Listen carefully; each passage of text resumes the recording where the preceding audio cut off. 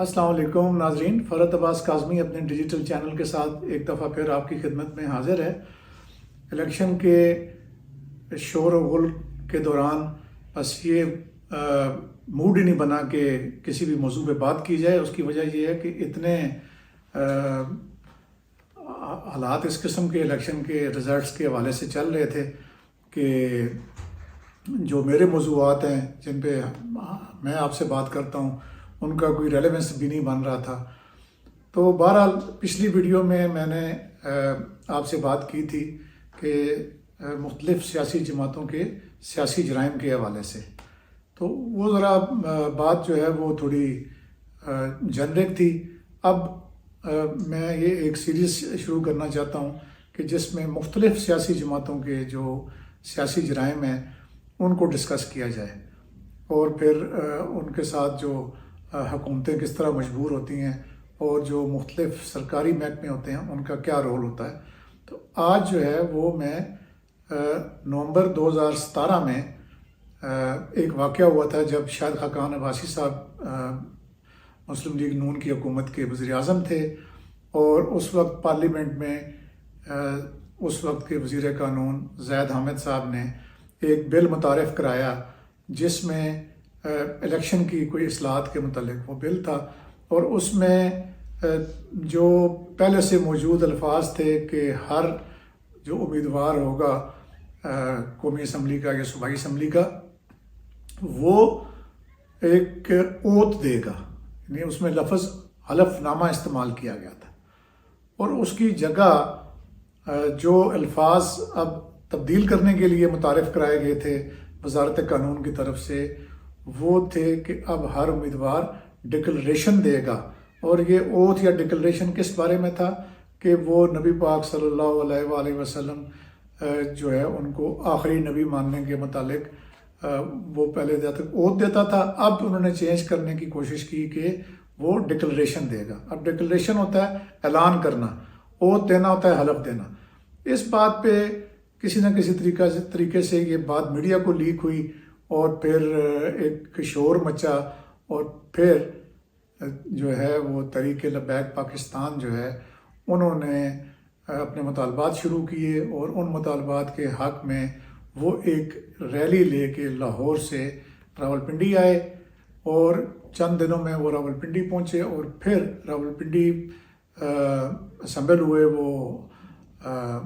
جو ہے لیاقت باغ، اور وہاں سے پھر مری روڈ سے ہوتے ہوئے انہوں نے فیض آباد جو کہ ایک سینٹرل پوائنٹ ہے اسلام آباد کی، تمام جو ٹریفک ہے تمام راستوں کا ایک ہب ہے، اس پہ آ کے وہ بیٹھ گئے، انہوں نے دھرنا دے دیا۔ پہلے تو یہ سمجھا گیا کہ یہ جو ہیں ان کے جو ابھی مطالبات ہیں، مطالبات ان کے یہ تھے کہ جس نے بھی یہ الفاظ متعارف کرائے ہیں تبدیل کرنے کے لیے اس کے خلاف قانونی کارروائی کی جائے، اور جو وزیر قانون ہے وہ استعفیٰ دیں اور ان کو ہٹایا جائے یا وہ مستعفی ہوں۔ تو اب یہ کسی بھی گورنمنٹ کے لیے کسی ایک چھوٹی سیاسی جماعت کے اس طرح کے مطالبات کو ماننا جو ہے وہ آسان نہیں ہوتا، لیکن چونکہ وہ ایک ایسی جگہ پہ آ کے بیٹھ گئے تھے کہ جہاں سے شہر ایک قسم کا، یعنی وہ نرو ہے، فیض آباد جو ہے وہ نروس سسٹم کی وہ مین، جیسے نا شارک کہتے ہیں شہر کی، کہ جہاں سے تمام جو پنڈی کی ٹریفک آتی ہے اور لاہور کی ٹریفک وہاں سے آتی ہے، جو مسافات میں رہنے والے لوگ ہیں وہ دفاتر میں جاتے ہیں، تمام بچے جو ہے وہ کوئی پنڈی جاتے ہیں، کوئی پنڈی سے اسلام آباد آتے ہیں، اسی طرح کے سرکاری ملازم اور دیگر دفاتر کے جو لوگ ہیں، تو پورا ایک جو نرو ہے وہاں پہ آ کے انہوں نے دھرنا دے دیا۔ اب پولیس کو اس دھرنے کو ہٹانے کے لیے واضح طور پہ پھر احکامات دیے گئے کہ جی آپ اس دھرنے کو ختم کرائیں، اس دھرنے کو ڈسپرس کریں اور فیض آباد کو کلیئر کریں۔ جب یہ واضح احکامات ملے تو پولیس نے، مجھے یاد پڑتا ہے کہ بہت ہی زبردست قسم کے انتظامات کیے، اور پھر مظاہرین کو پہلے تو انہوں نے انتظامیہ کی مدد سے کوشش کی، کوئی 24 گھنٹے تک تو یہ کوششیں ہوتی رہیں کہ ان کے ساتھ کوئی مذاکرات کر کے کسی نہ کسی بامی نتیجے پہ پہنچا جا سکے کہ یہ خیر خیریت سے آرام سے یہ اٹھ کے چلے جائیں۔ اب مظاہرین کی جو تعداد تو ہزاروں میں تھی، اور پھر یہ نعرہ بھی ایک ایسا نعرہ ہے کہ جس کو کوئی بھی جو مسلمان ہے وہ اس سے پیچھے نہیں ہٹ سکتا۔ تو یعنی اس میں نعرے میں اتنی جاذبیت تھی کہ تمام جو نوجوان ہیں وہ ان کے ساتھ فیض آباد پہنچے ہوئے تھے۔ اچھا، اب ان کی جو ظاہری پوزیشن یہ تھی کہ ایک تو خادم حسین رضوی اس دھرنے کو لیڈ کر رہے تھے، ساتھ ان کی جو ٹی ایل پی کی باقی لیڈرشپ تھی، آپ کو یاد ہوگا ان کی تصاویر، اب مجھے نام ساروں کا یاد نہیں ہے، لیکن انہوں نے آ کے سٹیج لگا لیا بالکل فیض آباد پل کے نیچے، اور ان کے ارد گرد جو ہے وہ لوگ جو ہیں، جتنے بھی لوگ تھے انہوں نے نقاب پہن رکھے تھے، اور ان کے ہاتھوں میں بہت موٹے موٹے ڈنڈے تھے، اور تحریک لبیک یا رسول اللہ کے نعروں والے بینرز بھی تھے اور جھنڈے بھی تھے۔ اب جب انتظامیہ کے اور ان کے مذاکرات جو ہیں وہ کامیاب نہیں ہوئے، تو پھر پولیس نے ان کے اوپر جو ہے وہ آنسو گیس کا استعمال کیا۔ آنسو گیس جب شروع ہوئی تو چونکہ فیض آباد ایک آپ کو پتہ ہے کہ بہت کھلا مقام ہے، تو وہاں پہ یہ لوگ ڈسپرس ہو جاتے تھے، اور پھر جمع ہو کے پھر جہاں جہاں پولیس کی ڈپلائمنٹ تھی، یعنی اگر کسی گلی میں ڈپلائمنٹ ہے، کسی سڑک پہ ہے، کسی پل کے اوپر ہے، یا جو مین کنٹیجنٹ جو ان کے بالکل سامنے اور عقب میں جو تعینات تھا، تو اس پہ پھر وہ بار بار حملہ آور ہوتے تھے، پتھراؤ کرتے تھے، اور پھر اس سے جو پولیس کے جو اہلکار ہیں وہ زخمی ہونے شروع ہو گئے۔ پھر اسی طریقے سے جو وائلنس ہے وہ اس میں بڑھتا گیا۔ اس میں کوئی ایک گاڑی کو بھی آگ لگا دی گئی، اور کوئی 5 یا 6 موٹر سائیکلوں کو بھی آگ لگا دی گئی، اور یہ جب یعنی وائلنس جو ہے وہ یہ انکریز ہوتا گیا، تو پھر پولیس کو مزید کہا گیا وزارت داخلہ کی طرف سے کہ کسی بھی طریقے سے اس دھرنے کو ڈسپرس کیا جائے۔ اب پولیس نے تمام اپنے جو ذرائع ہیں وہ آنسو گیس کی شیلنگ کر کے ان کو ڈسپرس کیا، اور ایسی حکمت عملی اختیار کی کہ پولیس بالکل جو ان کا سٹیج تھا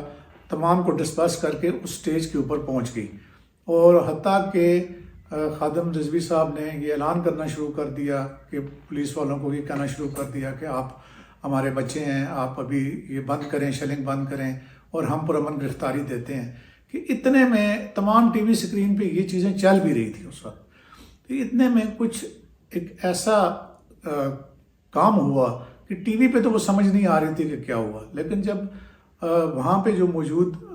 پولیس کے افسران تھے اور جو اہلکاران تھے، جب ان سے ہماری بات ہوئی تو تب پتہ چلا کہ ایک طرح سے یعنی آنن فانن جو فیض آباد کے قریب ایک گاؤں ہے، جو اگر آپ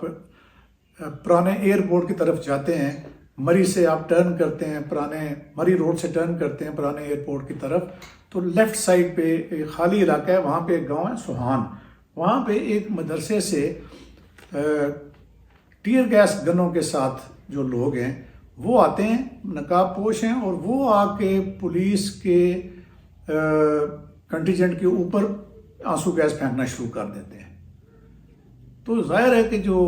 پولیس کے پاس بھی تو آنسو گیس سے بچنے کے لیے کوئی طریقہ نہیں ہوتا، اب پولیس جو ہے وہ پھر پسپا ہو گئی۔ اب یہ جو واقعہ ہے یہ اس سے پہلے کسی بھی میڈیا میں کہیں پہ بھی یہ رپورٹ نہیں ہوا کہ اس طریقے سے جس طرح سے میں آپ کو بتا رہا ہوں کہ یہ جو غیبی قسم کا جو حملہ ہے، میں طاقت تو نہیں کہوں گا، غیبی حملہ ایسے ہوا کہ پولیس کا ایک کامیاب جو آپریشن ہے وہ ناکامی میں تبدیل ہو گیا۔ تو اب آپ یہ دیکھیں کہ پھر اسی فیض آباد دھرنے کے اوپر سپریم کورٹ کے جو اس وقت جسٹس تھے قاضی فائز عیسیٰ، 2 رکنی بینچ نے پھر ایک سو موٹو کے ذریعے اس کی ہیئرنگ بھی شروع کی، اور اس میں بھی بہت ساری چیزیں سامنے آئیں، اور پھر جب فیصلہ آیا تو اس میں اس فیصلے کو اور میری بات کو آپ ملا کے پڑھیں تو آپ کو سمجھ آ جائے گی کہ یہ سوہان والے مدرسے سے جو ٹیئر گیس گنز والے لوگ آئے تھے وہ کہاں سے آئے تھے، اور بعد میں وہ شیلز بھی پولیس نے اٹھا کے اپنی کسٹڈی میں لیے تھے، اور وہ ان آنسو گیس شیلوں سے بالکل مختلف تھے ان کا میک اور ماڈل جو پولیس مظاہرین کے لیے استعمال کر رہی تھی۔ اچھا، اب یہ تو تھوڑی دلچسپ معلومات تھیں۔ موضوع ہمارا یہ چل رہا ہے کہ جو بھی سیاسی جماعتوں کے جو سیاسی جرائم ہیں ان کے بارے میں نے اپنی پچھلی ویڈیو میں بات کی تھی کہ حکومت نے اور اسٹیٹ نے ان کو ابھی تک ڈیفائن ہی نہیں کیا۔ اب اس میں جب اس دھرنے کی آپ کہانی سنتے ہیں پوری، جہاں پہ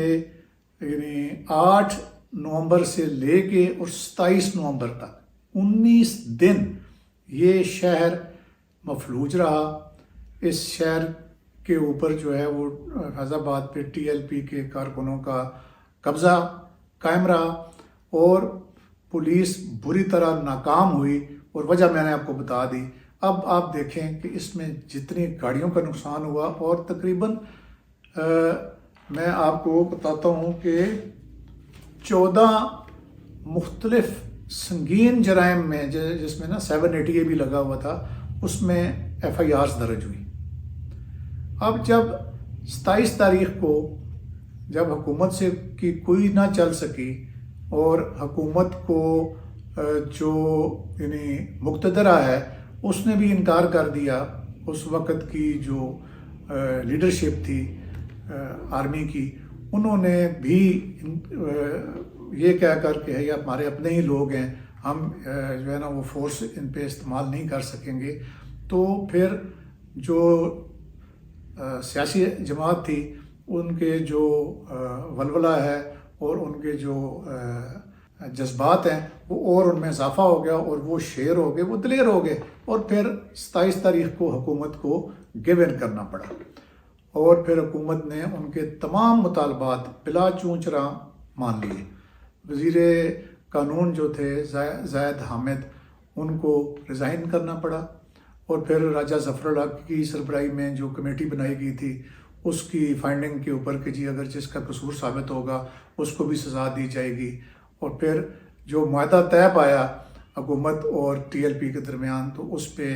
ایک طرف سے تو حکومت کے وزیر داخلہ نے سائن کیے، احسن اقبال صاحب نے، اور پھر TLP کی طرف سے خادم رضوی صاحب نے سائن کیے، اور ایک طرح سے آپ سمجھ لیں کہ گارنٹور کے طور پہ جو اس وقت کے DGC تھے ISI کے جنرل فیض حمید، ان کے سائن موجود ہیں۔ تو اب اس ساری بحث کو سمیٹتے ہوئے میں آپ سے دوبارہ یہ سامنے یہ سوال رکھنا چاہتا ہوں کہ جب تک اسٹیٹ آف پاکستان اور حکومت پاکستان اس چیز کو سنجیدگی سے نہیں لے گی،